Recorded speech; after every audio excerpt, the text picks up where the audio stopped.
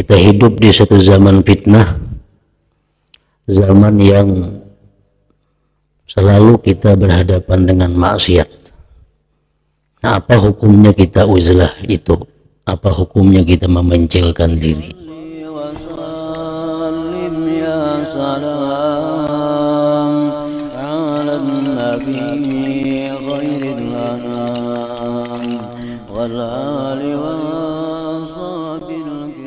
Bismillahirrahmanirrahim. Alhamdulillahirabbil alamin. Wassalatu wassalamu ala asyrafil anbiya wal mursalin sayyidina wa habibina Muhammad wa ala alihi wa sahbihi ajmain. Jika engkau bertanya, lalu bagaimana hukum uzlah dan memencilkan diri dari manusia itu?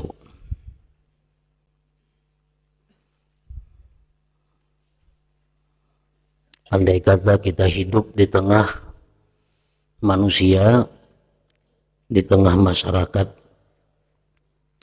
yang mana kita sudah sulit menghindarkan diri daripada dosa. Kita hidup di satu zaman fitnah, zaman yang selalu kita berhadapan dengan maksiat. Nah, apa hukumnya kita uzlah itu? Apa hukumnya kita memencilkan diri? Terangkanlah kepadaku keadaan tingkat-tingkat masyarakat dalam hal uzlah dan batas yang wajib daripadanya.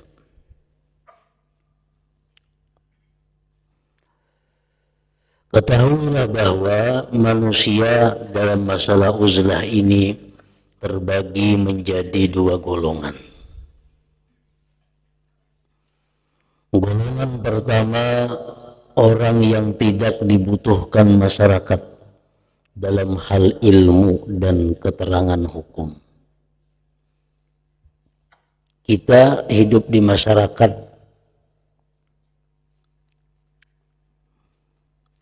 namun kita kada diperlukan oleh masyarakat. Ilmu kita kada diperlukan orang, keterangan-keterangan kita kada diperlukan orang. Nah, bagi orang semacam ini, yang lebih utama adalah memencilkan diri dari masyarakat. Keluar rumah berhadapan maksiat, sulit untuk menjauhkan diri daripada maksiat kalau kita bertemu dengan masyarakat. Dan masyarakat kadang memerlukan ilmu kita. Nah, sebaiknya kita uzlah, memencilkan diri dari mereka. Tidak perlu bercampur dengan masyarakat. Tidak perlu bergaul dengan masyarakat. Kecuali bergaul pada waktu Jumat, atau salat jamaah, atau hari raya, atau haji, atau majelis ilmu sunnah, atau kebutuhan yang berkaitan dengan penghidupan yang harus diusahakan. Hendak turun jua pada rumah, sembahyang Jumat, sembahyang berjamaah, sembahyang hari raya, naik haji, atau menuntut ilmu agama, atau berusaha untuk keperluan hidup.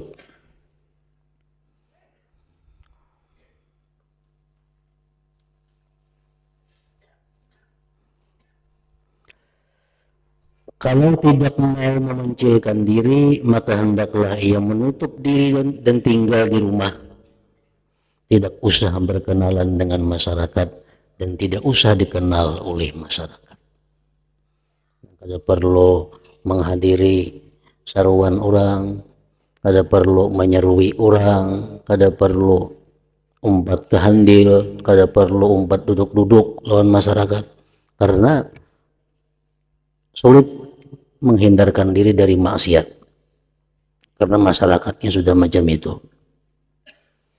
Jadi orang seperti ini Kalau ke Jumat paling sembahyang berjamaah, menuntut ilmu habis bulik, nah, menutup diri dalam rumah.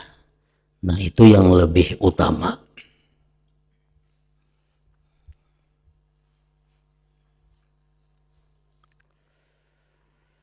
Jika orang itu senang terputus dari masyarakat, maka janganlah bercampur gaul dengan mereka dalam sesuatu urusan pun, baik dalam urusan agama atau dunia, jamaah dan Jumat atau lainnya, lantaran kemaslahatan dan kesempatan beribadah yang tampak padanya dalam pemutusan hubungan dengan masyarakat.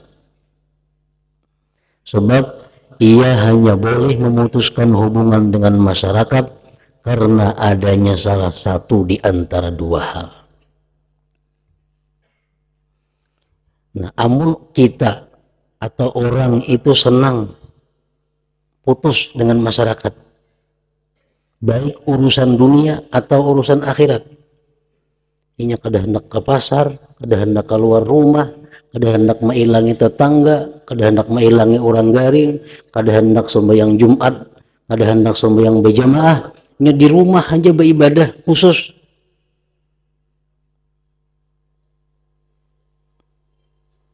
Jadi ke Jumat kada turun, orang berjamaah kada turun, orang kematian di higa rumahnya kada turun.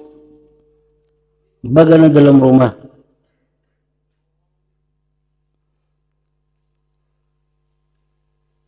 Itu boleh aja karena adanya salah satu di antara dua hal. Dengan salah satu di antara dua sebabnya.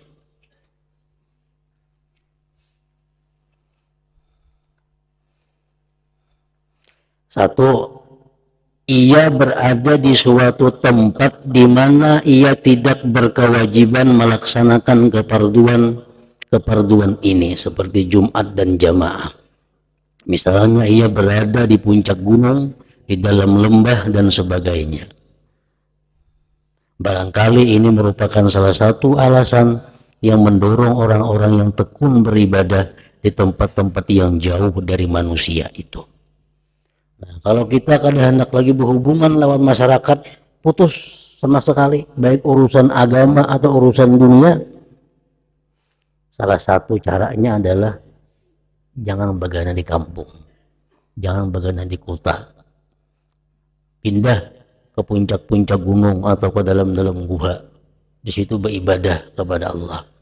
Cari tempat-tempat yang kita digugurkan kewajiban untuk Jumat dan jamaah.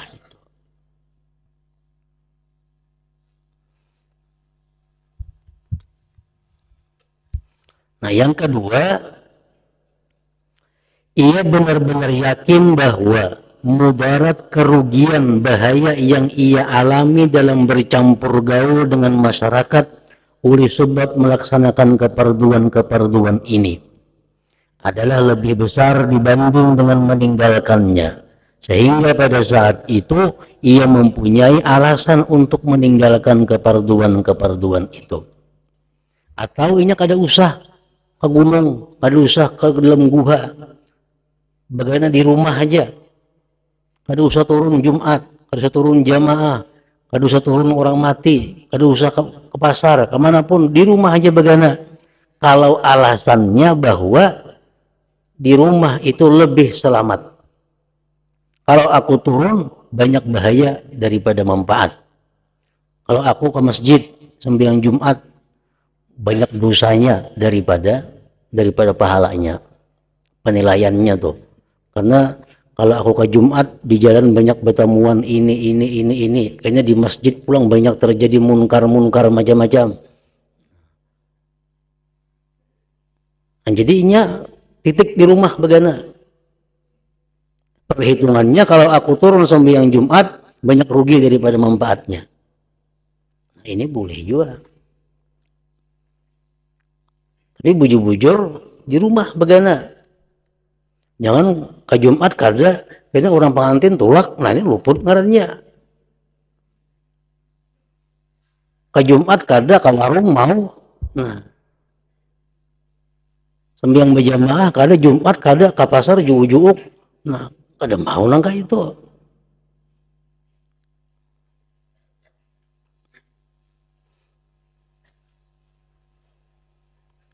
Nah, jadi begana dalam rumah, ayo aja begana. Tapi jangan kemana-mana lagi.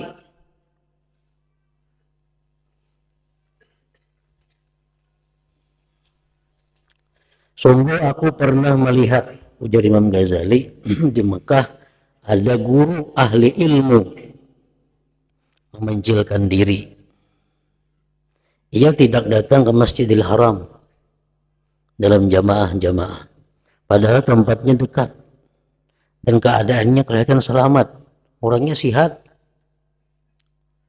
Kada terdengar garing. Rumahnya parak lawan Masjidil Haram. Cuma kada ke masjid. Di rumah aja begana orang itu. Maka pada suatu hari di antara kunjungan-kunjunganku kepadanya, aku mengajaknya berbincang-bincang mengenai ketidakhadirannya di masjid.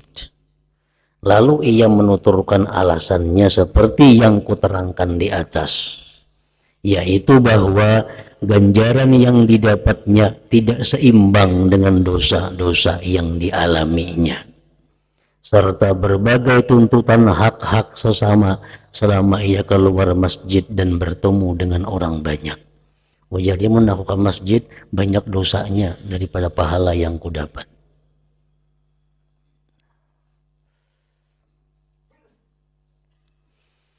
Nah, menurut pendapatku, ujar Imam Ghazali, secara keseluruhan orang yang mempunyai uzur itu tidak bisa dicela.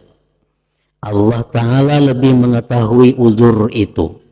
Dia mengetahui apa yang berada di dalam hati manusia. Namun jalan tengah dalam hal ini adalah yang pertama. Yang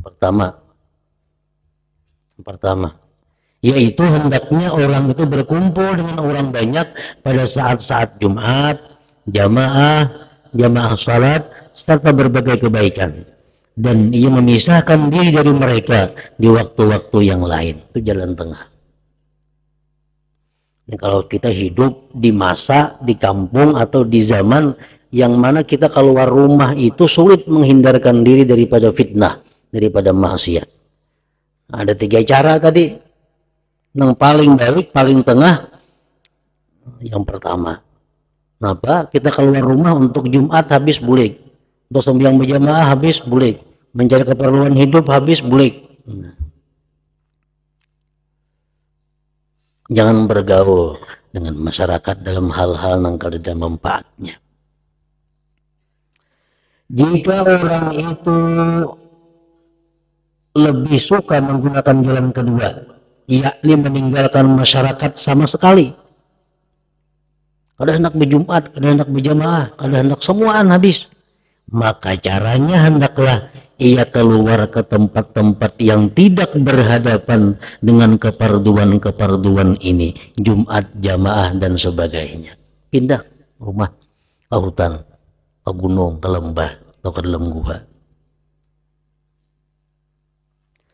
Karena jalan yang ketiga, yakni berkumpul dengan masyarakat dalam satu kota, tetapi tidak ikut salat Jumat dan berjamaah, lantaran menurut pendapatnya ia mempunyai uzur, seperti dosa atau tuntutan orang lain, maka hal itu membutuhkan pemikiran berulang-ulang dan banyak pertimbangan, sehingga ia benar-benar bisa bebas dari kewajiban-kewajiban tersebut. Jalan yang ketiga ini jalan bahaya. Karena di rumah, tapi di tengah kota, di tengah kampung, Jumat kada turun, sembahyang berjamaah kada turun, orang kematian kada turun, orang apa kada turun di rumah. Nah, ini penuh pertimbangan. Perlu bukti-bukti, perlu dalil-dalil. Dan ini adalah berbahaya. Kalau luput. Jadi hanya ada 2 jalan yang terbaik tadi. Yang pertama, tetap diam di kampung, bermasyarakat, kita bergaul, kalau itu positif baik. Atau kita putus hubungan dengan masyarakat, kada hadir apapun, namun jangan begana di kampung, pindah ke tempat yang sunyi. nang kada berhadapan dengan hak-hak tadi. Dalam jalan ketiga ini bagaimana di kota, tapi kada ke Jumat, kada ke masjid, kada ke mana-mana, di rumah aja bagaimana. Ada kekhawatiran salah tanpa sadar. Bisa salah itu. Dua jalan pertama lebih dapat menyelamatkan dan lebih dapat menjaga dirinya dari salah. Mudah-mudahan Allah memberikan hidayah dengan anugerahnya. Nah, itulah hukumnya orang yang beruzlah kalau dia kada dibutuhkan oleh manusia dari segi ilmu dan fatwanya. Golongan kedua yaitu orang yang menjadi panutan dalam masalah ilmu. Masyarakat membutuhkannya dalam urusan agama mereka untuk menjelaskan perkara benar dan menolak pembuat bid'ah agama, atau mengajak kepada kebaikan dengan perbuatan atau dengan perkataan dan sebagainya. Orang semacam ini tidak boleh menyingkir dari masyarakat, melainkan harus menempatkan diri di tengah-tengah masyarakat dengan maksud menasihati para hamba Allah, membela agama Allah dan menerangkan hukum Allah. Ini sudah masa rusak, sudah masa fitnah. Tapi keberadaannya di kampung masih diperlukan orang. Orang kadang-kadang minta hukum, fatwa, minta petunjuk ini, minta itu, minta keterangan masalah agama. Nah, kalau orang seperti ini dilarang, ini itu uzlah, dilarang menjelkan diri. Aku benar-benar telah meriwayatkan dari Rasulullah SAW, beliau bersabda, "Idza zaharatil bid'ah wa sakatal alim fa alaihi la'natullah." Artinya manakala bid'ah telah bermunculan dan orang alim berdiam diri, maka laknat Allah bakal menimpa orang alim itu. Jadi kada boleh menjauh dari tanggung jawab ilmu itu. Kalau masyarakat masih ada yang membutuhkan kepadanya. Ini bila orang alim tersebut berada di antara masyarakat. Apabila orang alim itu keluar dari kalangan masyarakat, maka ia juga tidak diperbolehkan menyingkirkan diri. Namunnya keluar juga dari masyarakat, misalnya ini beruzlah, keluar, ada bolehnya menyingkirkan diri. Pasti ada menyediakan waktu untuk masyarakat, karena mereka masih memerlukan keterangan-keterangannya. Diceritakan ketika Ustadz Abu Bakar Ibnu Paurak bermaksud memencilkan diri untuk beribadah kepada Allah dan meninggalkan kaum muslimin. Pada suatu saat tatkala sedang berada di suatu gunung, tiba-tiba mendengar suara yang memanggil, "Hai Abu Bakar, pada waktu engkau telah menjadi hujjah Allah mengungguli semua makhluknya." Artinya ketika engkau diberi ilmu oleh Allah melebihi orang lain, kenapa engkau meninggalkan para hamba Allah? Beliau pun pulang dari uzlahnya, dan peristiwa inilah yang menyebabkan beliau bercampur gaul dengan masyarakat. Ma'mun bin Ahmad rahimahullah menuturkan kepadaku bahwa Ustadz Abu Ishaq berkata kepada orang-orang yang tekun beribadah di Gunung Libanon, "Hai orang-orang yang memakan rumput, kalian meninggalkan umat Muhammad SAW berada di tangan para ahli bid'ah dan kalian sibuk makan rumput di sini." Para ahli ibadah itu menyahut, "Kami tidak kuat berkumpul dengan masyarakat karena engkau diberi kekuatan oleh Allah Ta'ala, maka engkau wajib menolong umat." Nah, sesudah kejadian itu, beliau Abu Ishaq tadi mengarang kitab yang bernama Al-Jami' lil Jali wal Khafi, yang mengumpulkan perkara yang jelas dan perkara yang samar. Ketahuilah bahwa orang-orang yang tekun beribadah menyingkir ke Gunung Libanon itu, di samping banyak ilmu juga banyak beramal, dan mempunyai pandangan yang mendalam dalam masalah menempuh jalan akhirat. Padahal orang-orang yang ahli ibadah di Gunung Libanon itu orang-orang alim. Jadi mereka merasa kada mampu lagi menghadapi umat. Akhirnya mereka menyingkir. Ketahuilah bahwa orang semacam ini, yakni orang yang dibutuhkan oleh masyarakat dalam urusan agama, dalam mempergauli masyarakat, membutuhkan dua perkara yang sangat berat. Seorang yang berilmu, yang hidup di masa-masa sulit, di masa-masa fitnah, namun ada sebagian masyarakat yang masih memerlukannya. Nah, maka orang berilmu ini hidupnya adalah sangat berat. Yaitu membutuhkan yang pertama kesabaran yang panjang, santun yang agung, pandangan yang mendalam, dan memohon pertolongan kepada Allah selamanya. Anak ditinggalkan, dia masih ada sebagian masyarakat yang memerlukan seorang. Ada ditinggalkan, dihadapi banyak masalah-masalah yang dihadapi.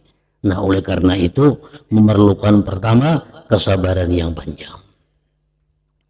Yang kedua, dalam masalah ibadah hendaknya ia memencilkan diri dari masyarakat.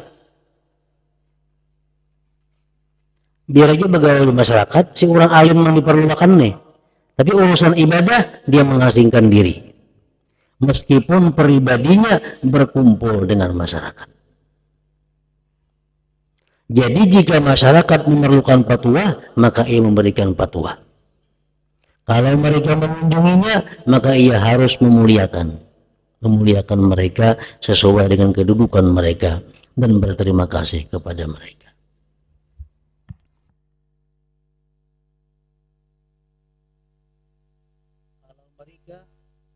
Kalau mereka mendiamkannya dan berpaling darinya, hendaklah ia mengambil keuntungan dari hal tersebut. Kalau orang kada datang nang betakun masalah, kalau orang kada betakun keterangan-keterangan hukum, maka itulah kesempatan untuk dia beribadah.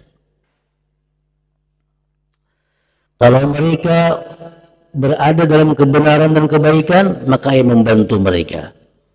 Kalau mereka melakukan perbuatan sia-sia dan jelek, maka ia menyimpangi dan meninggalkan mereka. Bahkan jika sanggup, hendaklah menolak dan mencegah perbuatan mereka. Kalau memang bisa diharapkan mereka mau menerima. Kemudian ia melaksanakan semua hak-hak masyarakat. Seperti ziarah, menengok orang sakit, dan memenuhi hajat-hajat yang disampaikan kepadanya sekuat-kuatnya. Inilah bagian dari tugas-tugas orang alim yang berilmu hidup di tengah masyarakat. Yang masyarakatnya hidup di zaman sulit, di zaman fitnah, tapi ada sebagian yang masih memerlukan si alim tadi. Maka orang alim tadi kada bolehnya uzlah, hadapilah masyarakat yang dua perkara ini, yang rusak dan yang baik ini dengan penuh kesabaran. Hendaknya ia si alim yang hidup di tengah masyarakat tadi tidak menuntut mereka dengan imbalan. Tidak mengharapkan balasan dari mereka. Dan tidak memperlihatkan rasa kecewa karena tidak adanya imbalan. Melainkan menyebarkan pemberian kepada mereka jika ia mampu. Dan enggan mengambil seandainya ia diberi. Hendaknya ia bisa menahan diri bila dikecewakan oleh sebagian masyarakat. Menampakkan keramahan wajah kepada mereka, membaguskan penampilan kepada mereka, dan menyimpan kebutuhannya, hajatnya dari mereka, ditahankan dan rasakan, serta diusahakan sendiri. Di samping apa yang telah disebutkan, orang itu butuh memperhatikan sendiri mana yang salah dan mana yang belum sempurna. Lalu dirinya diberi kesempatan untuk beribadah yang murni. Sebagaimana dikatakan oleh Umar bin Khattab radhiyallahu an, jika aku tidur malam, tentu aku menyia-nyiakan diriku. Dan jika aku tidur siang, niscaya aku menyia-nyiakan rakyatku. Lalu bagaimana aku mesti tidur di antara dua waktu itu, malam dan siang? Berkaitan dengan makna ini, datang kepadaku beberapa bait syair, yaitu Fa'in kunta fi hadiyil a'immati raghiba awattin ala an tantahikal waqa'i binafsin waqurin inda kulli karihatin wa qalbin saburin wa huwa fis suduri mani'u lisanuka makhzunun wa tarfuka muljamu wa sirruka maktumun ladar rabbi dha'i'u wa dhikruka maghmurun wa babuka mughlaqu wa thahruka bassamu wa batnuka ja'i'u wa qalbuka majruhun wa suquka kasidu wa fadluka madfunun wa ta'nuka sya'i'u wa fi kulli yawmin anta jari'u ghustatin minad dahri wal ikhwani wal qalbu ta'i'u naharuka syughlun nasi min ghairi minnatin wa layluka syauqun ghaba anhu tala'i'u padunaka hadzal layla khudhu dhari'atan liyawmin abusin azza fihi dzara'i'u.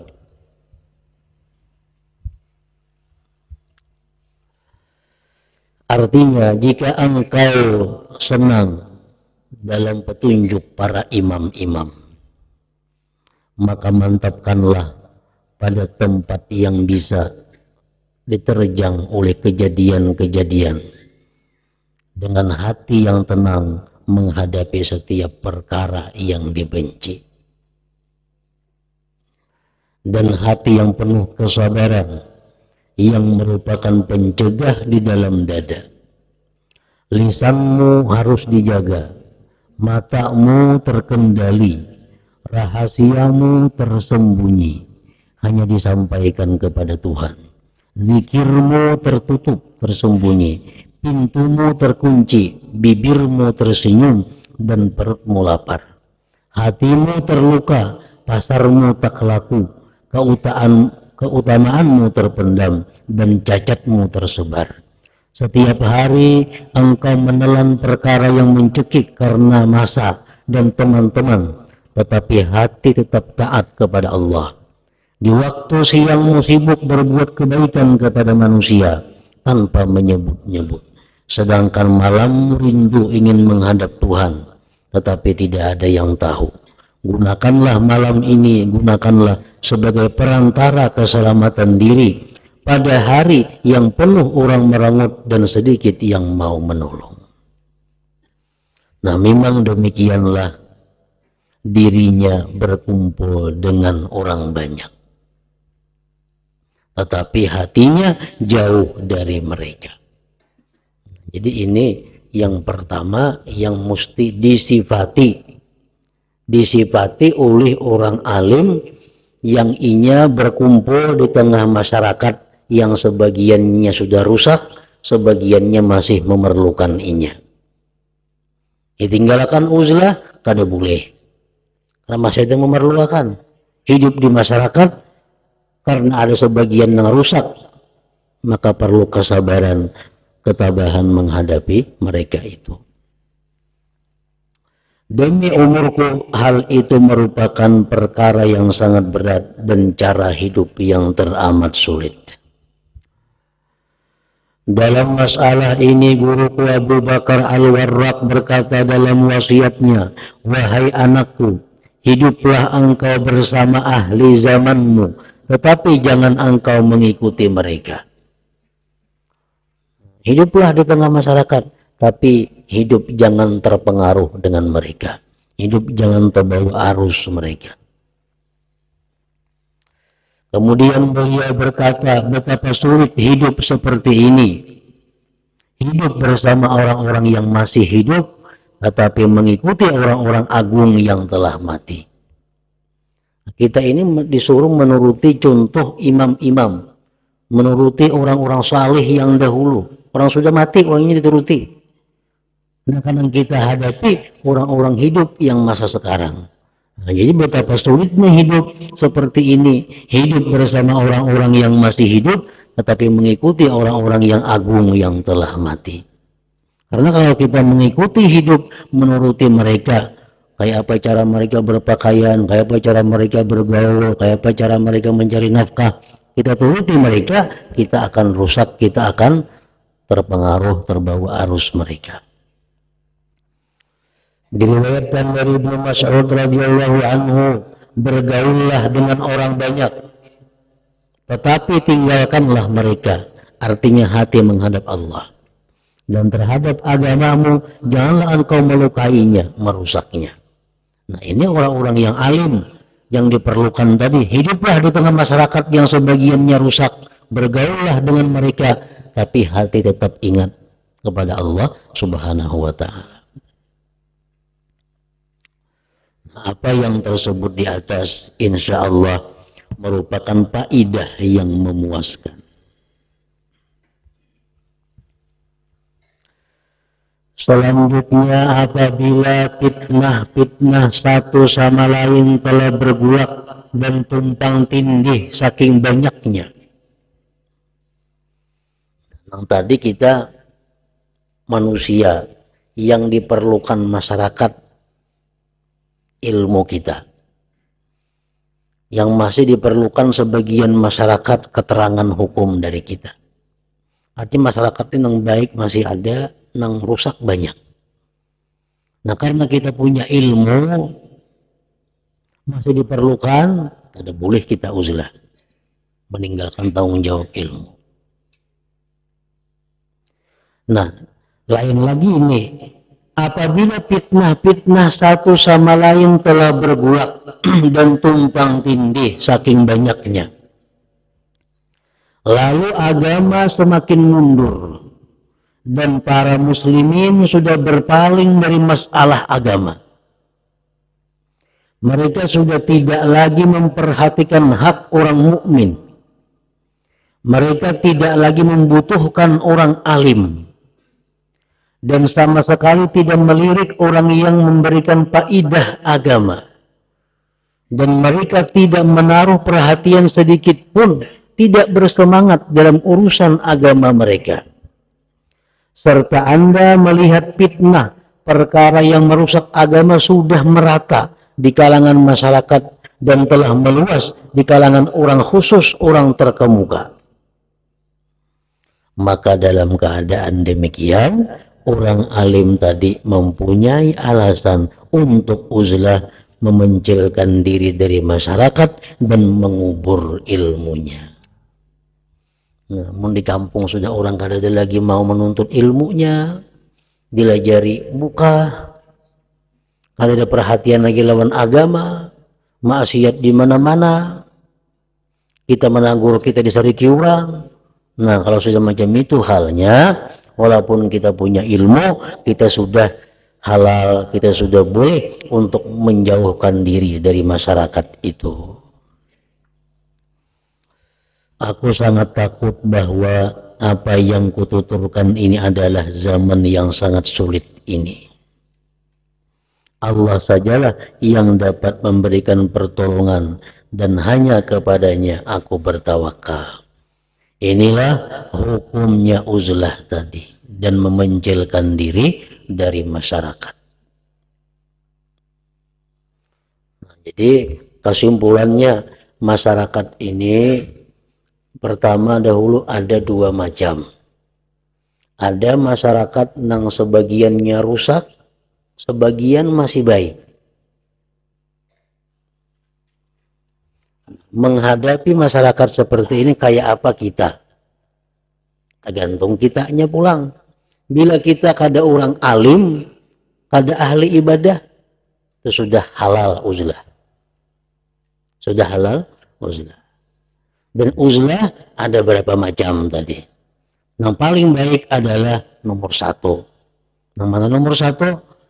Kita uzlah terhadap masyarakat dalam hal perkara-perkara yang kada ada manfaat, kada ada kebaikan. Tapi kita bergaul dalam Jumat, jamaah, dan kebaikan-kebaikan lain seperti menuntut ilmu. Lain pada itu, kita tutup berhubungan dengan masyarakat. Itu yang paling baik. Atau inya uzlah, menjauhkan diri sama sekali ke gunung-gunung, putus dari masyarakat. Itu boleh kalau inya kada punya ilmu. Yang kedua, orang ini punya ilmu. Walaupun masyarakat sebagian rusak, tapi masyarakat yang baik masih memerlukan inya. Nah, ini orang kada boleh uzlah. Dia tetap hidup di masyarakat, namun dia disuruh untuk bersifat-sifat seperti tadi. Kesabaran, ketabahan, kesantunan, dan tidak terbawa arus dengan mereka. Tidak terpengaruh dengan mereka. Nah, kemudian lagi, masyarakat yang kedua yang kita hadapi, masyarakat yang sudah buta tuli dengan agama. Nah, ini masyarakat yang sudah langgar, sudah kada berisi, majlis taklim sudah kada berisi, maksiat di mana-mana. Ini baik orang berilmu atau kada berilmu, ini sudah halal untuk uzlah, untuk menjauhkan diri. Dan bagi orang alim, itu sudah halal untuk menguburkan ilmunya, menyembunyikan ilmunya. Inilah hukum uzlah dan memenjelkan diri dari masyarakat, pahamilah baik-baik, karena kekeliruan dalam masalah ini sangat besar. Dan bahaya yang timbul dari kekeliruan itu banyak sekali. Semoga Allah memberikan taufik kepada kita semua. Amin ya rabbal alamin. Nah, umpama ada orang bertanya, bukankah Nabi sallallahu alaihi wasallam pernah bersabda, "Alaikum bil jamaah, fa inna yadallah ta'ala 'alal jamaah, wa inna syaitan dhi'bul insan, ya'khudhu syata wan nahiyah wal qasiyah wal bada." Gitu dulu.